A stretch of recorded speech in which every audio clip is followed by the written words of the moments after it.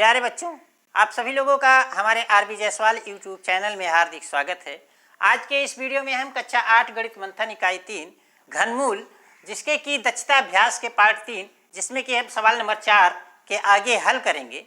इससे पहले कि पार्ट नंबर 1 और 2 में हमने सवाल नंबर 1, 2, 3 हल किया है, जिसका कि यूट्यूब लिंक आपके इस वीडियो के डिस्क्रिप्शन बॉक्स में मिल जाएगा, जिसे आप क्लिक करके आप इस पूरे अभ्यास के सवाल नंबर 1, 2, 3 को भी देख सकते हैं।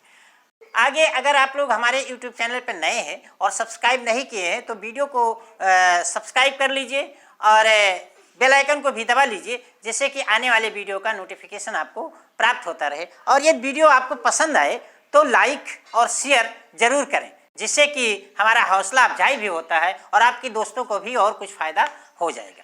चलिए देखते हैं, अब हम सवाल नंबर 4 हल करते हैं। सवाल नंबर 4 भी उसी तरह के दशमलव संख्याओं का घनमूल निकालना है।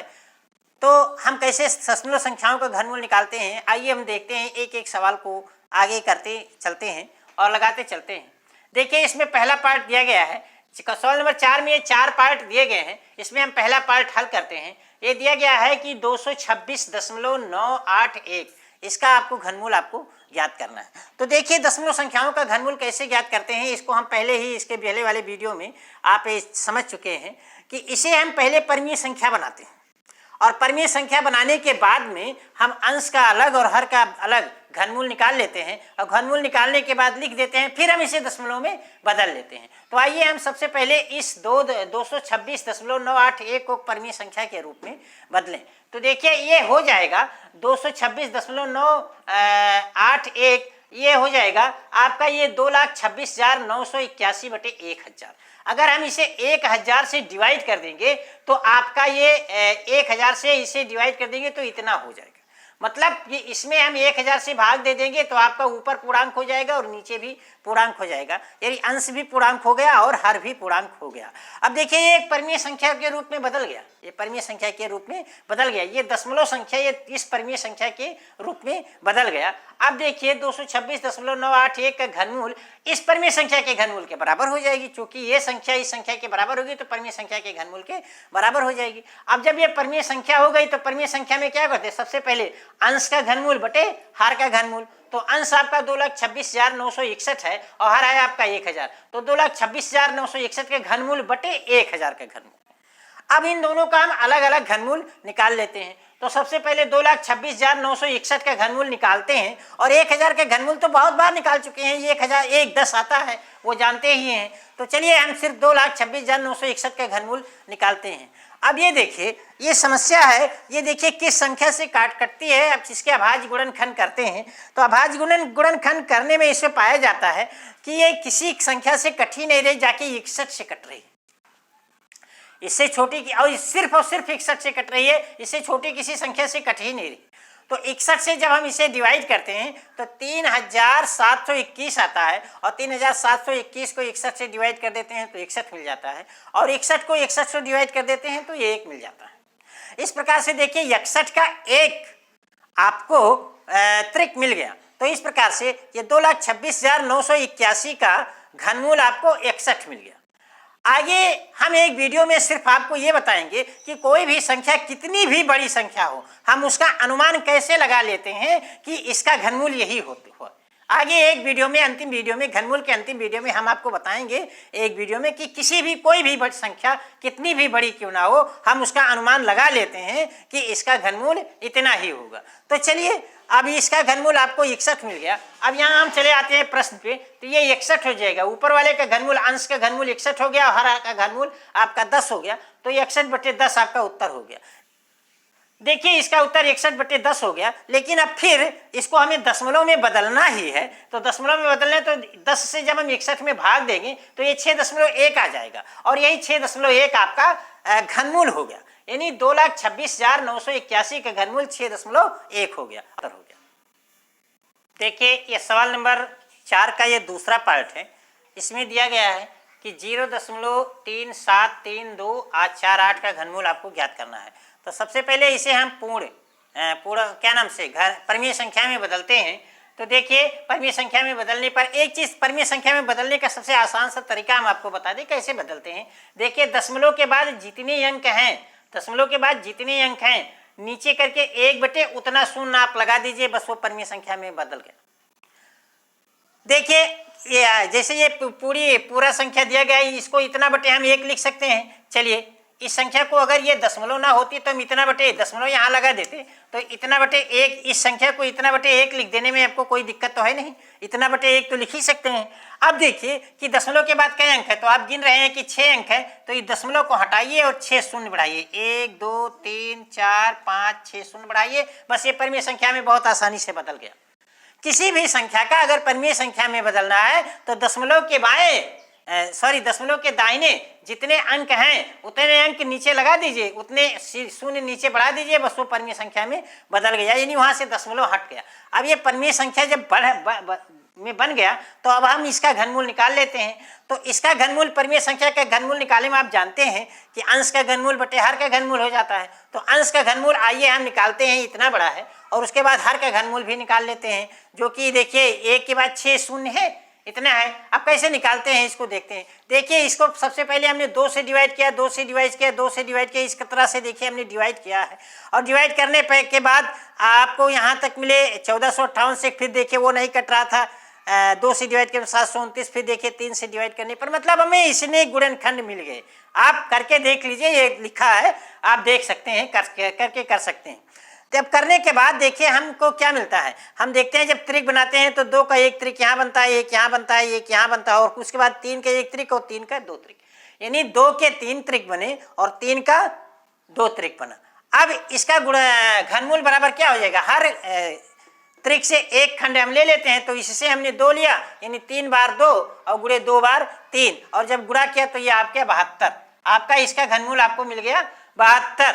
गुणनखंड करने पर, अब आज गुणनखंड करके त्रिक बनाया और हमको घनमूल 72 मिल गया। बहुत सवाल ऐसे लगाए हैं, आप देख सकते हैं। उसके बाद आता है ये देखिए कि इसका घनमूल, इतने बड़े का घनमूल, तो देखिए शून्य का घनमूल निकालने के लिए इस तरह से शून्यात्मक जिसके आगे शून्य लगी हूं, घनमूल निकालने के लिए सबसे आसान है कि एक चीज जान लीजिए, 3 शून्य का घनमूल 1 शून्य होता है। 3 शून्य का घनमूल कितना होगा, 1 शून्य।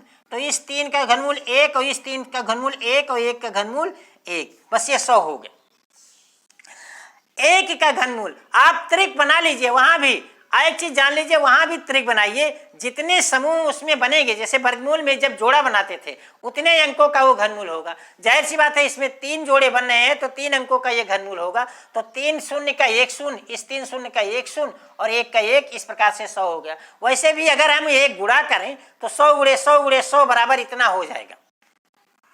अब इस प्रकार से ये देखिए 72/100 आपका इसका घनमूल मिल गया, और 100 से जब हम इसे भाग कर देंगे तो 0.72 इसका उत्तर हो गया। देखिए ये सवाल नंबर 4 का तीसरा पार्ट है। इसमें दिया गया है कि 0.00088473 इसका घनमूल आपको निकालना है। तो सबसे पहले इसे हम परमीय संख्या के रूप में बदल लेते हैं। अब यहाँ देख लीजिए दशमलव के बाद कई अंक है, 1 2 3 4 5 6 7 8 9 अंक है। तो जाहिर सी बात है इतना बटे 1 लिखने के बाद 1 के बाद हम 9 शून्य बढ़ाएंगे, तो 1 के बाद 9 शून्य बढ़ाएंगे, ऊपर वाला दशमलव हट गया। इस प्रकार से आपका ये 8,84,736 बटे इतना, एक के बाद 6 9 शून्य, इतना बड़ा आपको ये परमीय संख्या मिल गया। अब देखिए इसका घनमूल निकालेंगे, इसका घनमूल बराबर इसके घनमूल के हो जाएगा, तो ये अंश का घनमूल बटे हर का घनमूल हो जाएगा। अब अंश का घनमूल तो हम यहाँ निकाल लेते हैं, और हर का घनमूल आप सीधे जान लीजिए, क्योंकि 3 शून्य का घनमूल 1 शून्य होता है, तो हम ग्रुप बना लेते हैं। 3 का एक ग्रुप ये बन गया, 3 का एक ग्रुप ये बन गया, 3 का एक ग्रुप एन और 1 का ग्रुप ये बन गया। तो 3 का घनमूल, 3 शून्य का घनमूल 1 शून्य, इस 3 शून्य का घनमूल 1 शून्य, इस 3 शून्य का घनमूल 1 शून्य और 1 का घनमूल 1। इन सभी का अगर घनमूल जानते हैं तो सीधे आप लिख दीजिए इसका घनमूल 1000 हो गया।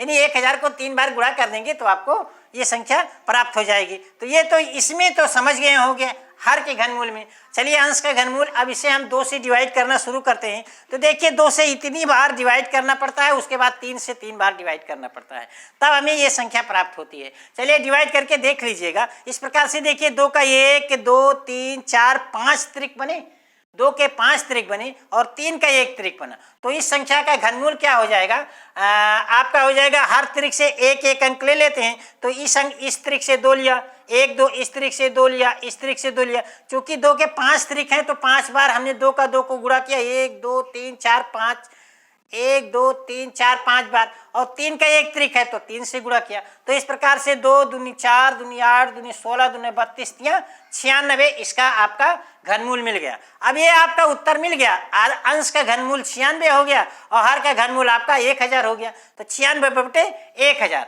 और 96/1000 को जब हम दशमलव में बदलेंगे तो 1000 से इसमें भाग देंगे तो दशमलव के 96 के पहले 1 शून्य, यानी दशमलव के बाद 3 अंक रहेंगे, तो 96 पहले के 1 शून्य लगा के हम दशमलव बढ़ा देंगे, तो 0.096 इसका उत्तर हो गया। देखिए ये सवाल नंबर चौथे का अंतिम चौथा पार्ट है। देखिए दशमलव के बाद 4 शून्य, फिर 11 57 1 1 5 7 6 2 9 5 6, इसको आपको परिमेय संख्या में बदलना है। तो बहुत ही आसान तरीका, इतना बटे 1 लिखिए और उसके बाद 1 के बाद गिनिए कितने अंक है, 1 2 3 4 5 6 7 8 9 10 11 12, तो 1 के बाद 12 शून्य बढ़ा दीजिए, बस 1 के बाद 12 जीरो बढ़ा दीजिए। अब ये 11,57,625 बटे 1 के बाद 12 जीरो, इतनी बड़ी संख्या हो गई भाई, उसको आप याद कीजिए। अब देखिए इसका घनमूल निकालने के लिए इसका घनमूल हो जाएगा, और ये परिमेय संख्या का घनमूल मतलब अंश का घनमूल बटे ये हर का घनमूल। तो हर तो देखिए 1 के बाद 12 शून्य है, 3 3 का जोड़ा बढ़ा लीजिए, 1 जोड़ा ये बना, 1 ये बना, 1 ये बना, 1 ये बना, 4 जोड़ा बना। अब देखिए इस 3 का घनमूल, 3 शून्य का घनमूल 1 शून्य, इस 3 शून्य का घनमूल 1 शून्य, और इस 3 शून्य का घनमूल 1 शून्य, और इस 3 शून्य का घनमूल 1 शून्य, और 1 का घनमूल 1, तो इस प्रकार ये आपका 10,000 हो गया। चलिए इसका घनमूल हम यहाँ निकालने की कोशिश करते हैं। तो यहाँ निकालिए, ये देखिए सबसे पहले हम देखते हैं, ये इसको 5 से काटते हैं, तो 5 से काटने पर ये देखिए कितना मिला, 2,31,525 मिला। पुनः इसे जब हम 5 से काट देते हैं तो 46,305 मिल गया। पुनः जब इसे 5 से काट देते हैं तो 9,261 मिल गया। अब ये देखिए 3 से कट जाए, वैसे तो हमको पहले भी 3 से काट देना चाहिए, लेकिन जिससे कटे उससे काट दो। 3 से काटे, 3 से काटने पर देखिए ये 3,087 मिला, और 3,087 को 3 से कटा तो 1,029 मिला, 1,029 को 3 से कटा तो 343 मिला। 343 को 7 से काट दिया तो 49, 49 को 7 से काट दिया तो 7, और 700 7 काट दिया तो 1।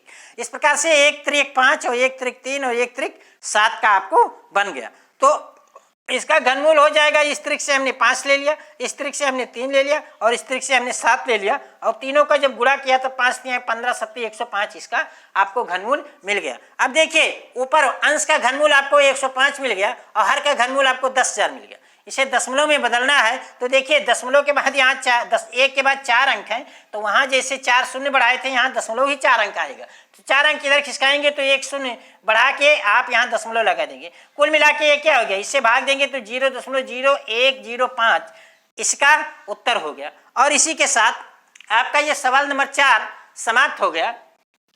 अब हम सवाल नंबर 5 में आपके साथ अगले वीडियो में मिलेंगे, तब तक के लिए धन्यवाद।